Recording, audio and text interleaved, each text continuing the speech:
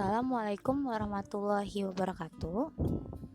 Perkenalkan, nama saya Mutiara Fitraningsih dengan NIM 40014200096.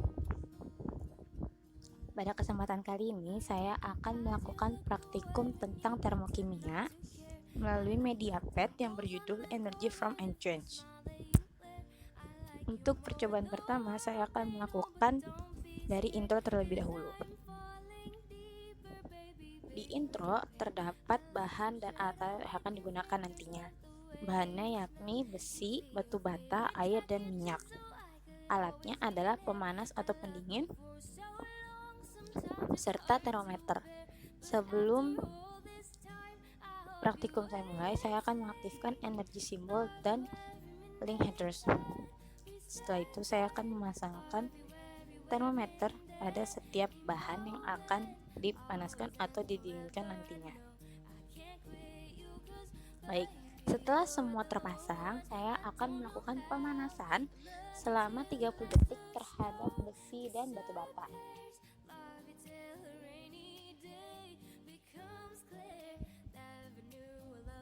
Gunanya termometer ini adalah untuk mengetahui perubahan suhu yang terjadi sebelum dipanaskan maupun sesudah dipanaskan. Saya akan memanaskannya selama 30 detik. Terlihat bahwa tadi sebelumnya adalah sebelum batu bata atau besi dipanaskan, jumlah energi yang terdapat dalam batu bata hanya sekitar 2 buah dan pada besi terdapat 6 buah. Selama pemanasan dapat dilihat bahwa suhu pada batu bata meningkat lebih cepat dibandingkan pada besi. Begitu pula dengan pelepasan energi dari sistem kelingkungan yang merupakan atau disebut pula sebagai reaksi exotherm, yaitu pelepasan dari sistem kelingkungan. Setelah itu dapat dilihat bahwa setelah dipanaskan, jumlah energi yang terkandung di dalam besi maupun batu bata meningkat sangat drastis. Dapat dilihat bahwa di batu bata terdapat lebih sedikit daripada di besi, walaupun dalam pelepasan energinya batu bata lebih cepat daripada besi. Setelah itu saya akan melakukan pendinginan terhadap dua benda tersebut selama 30 detik.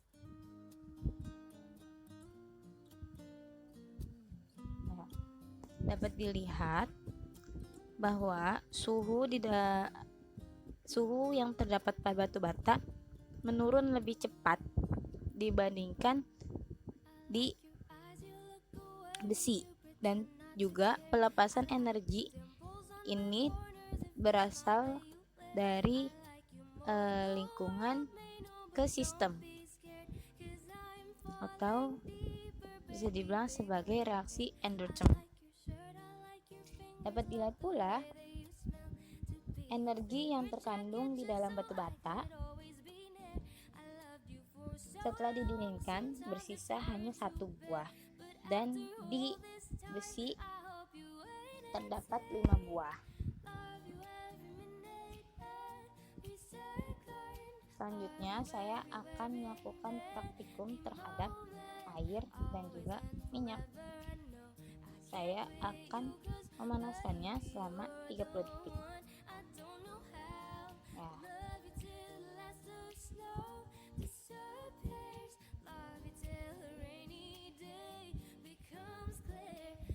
Dapat terlihat bahwa pelepasan energi lebih cepat terjadi terhadap minyak daripada air, dan perubahan suhu pun meningkat lebih cepat terhadap minyak daripada air. Dapat diketahui pula dengan jumlah energi yang terkandung di antara air dan minyak ini adalah meningkat sangat drastis, dan jumlah energi yang terkandung di dalam air lebih banyak daripada minyak. Selanjutnya, saya akan melakukan pendinginan terhadap dua bahan tersebut.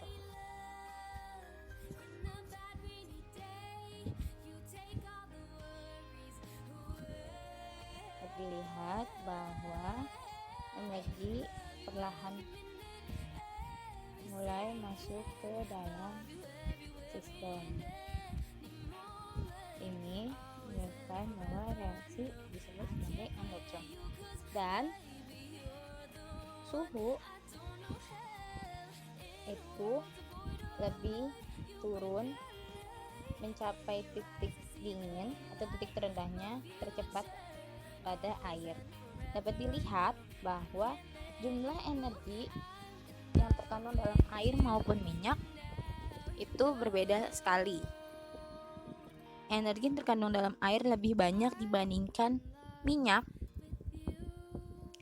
setelah didinginkan, dan penurunan suhu pun lebih cepat terhadap air daripada minyak. Dan sebelumnya tadi ketika dipanaskan, minyak lebih cepat berada di titik terpanas daripada air, karena dalam waktu 30 detik air tidak berada di dalam titik terpanasnya.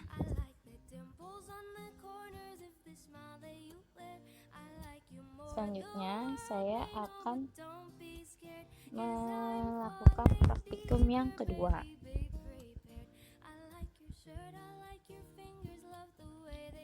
Praktikum yang kedua yaitu perubahan energi gerak dan menjadi suatu energi yang baru, dapat berupa energi cahaya maupun energi yang lainnya. Di sini saya akan melakukan 6 kali percobaan dalam praktikum kali ini.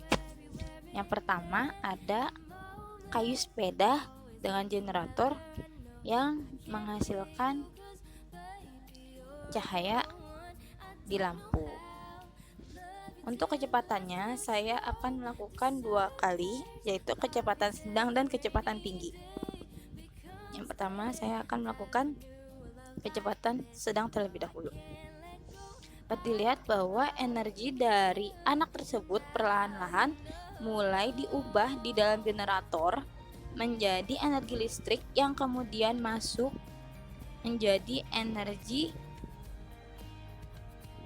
panas di dalam lampu dan kemudian menghasilkan sebuah cahaya.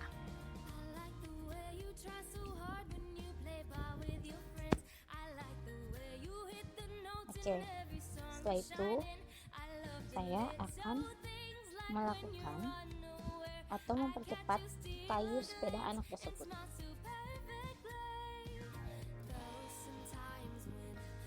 Ya,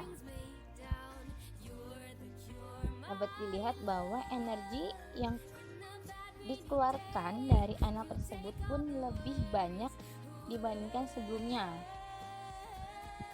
dan yang masuk ke generator pun lebih banyak dibandingkan sebelumnya, sehingga menghasilkan cahaya lampu yang lebih terang dari kecepatan yang sebelumnya. Selanjutnya saya akan melakukan terhadap asap dengan cahaya lampu. Kali ini saya akan melakukan dengan 2 kecepatan, sedang dan tinggi. Ini saya akan duduk di tengah-tengah.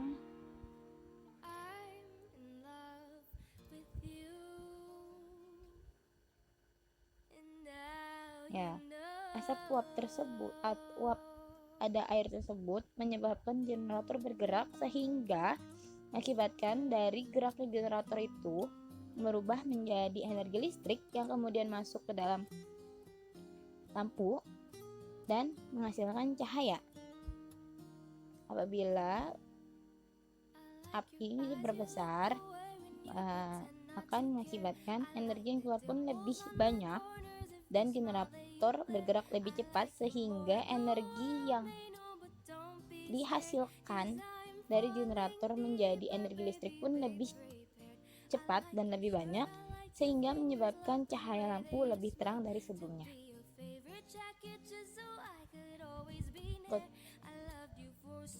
Kekuatan selanjutnya adalah aliran air terhadap lampu.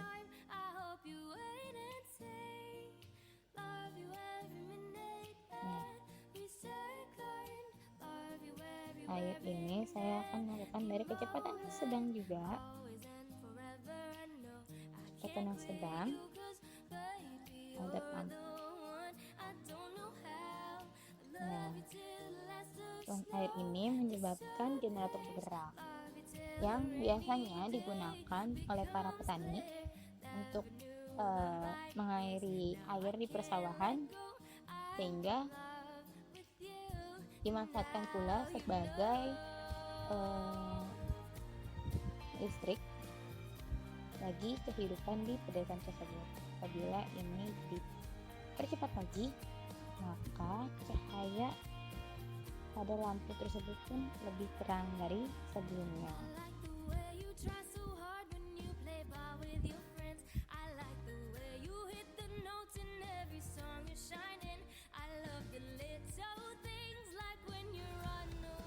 Selanjutnya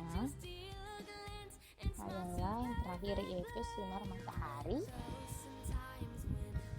Kita gerakan menjadi energi gerak pada kipas.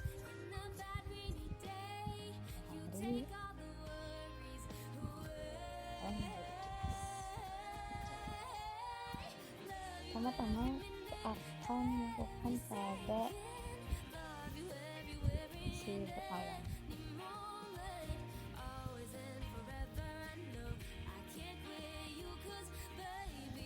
Ketika berawan, energi tidak tertangkap oleh panel surya karena terhalang oleh awan.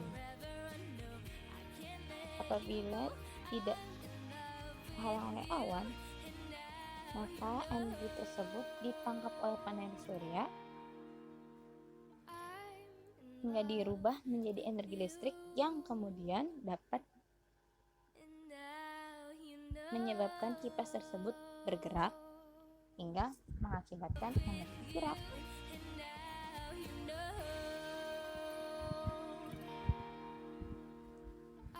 Oke, sekian video praktikum dari saya. Kurang lebihnya mohon maaf.